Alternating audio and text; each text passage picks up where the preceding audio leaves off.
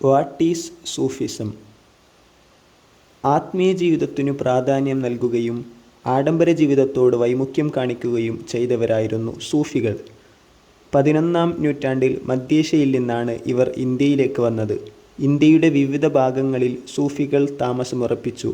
അവർക്ക് നിരവധി അനുയായികളുണ്ടായിരുന്നു. ദൈവത്തോട് കൂടുതൽ അടുക്കാനുള്ള മാർഗമായി ഭക്തിയെ സൂഫികൾ കണക്കാക്കി.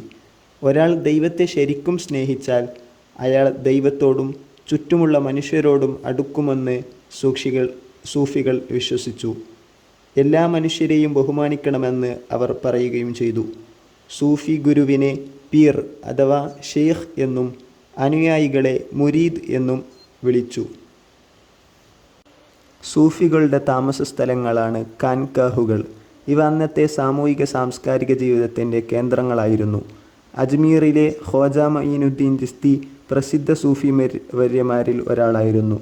ദൈവത്തോടടുക്കാനുള്ള ഒരു മാർഗം ഭക്തിഗാനാലാപനമാണെന്ന് അദ്ദേഹം അഭിപ്രായപ്പെട്ടു. സൂഫി കേന്ദ്രങ്ങളിൽ ആലപിക്കുന്ന ഭക്തിഗാനങ്ങളാണ് ഖവാലികൾ.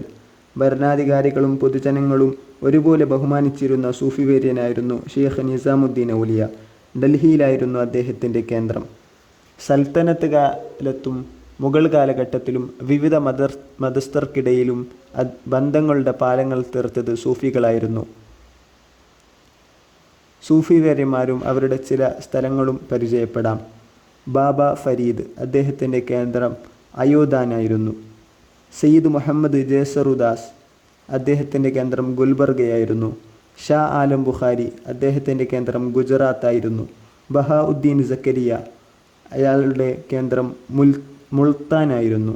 ഷെയ്ഖ് ഷിഹാബുദ്ദീൻ സുഹ്റവർദിയുടെ കേന്ദ്രം സിൽഹറ്റ് ആയിരുന്നു.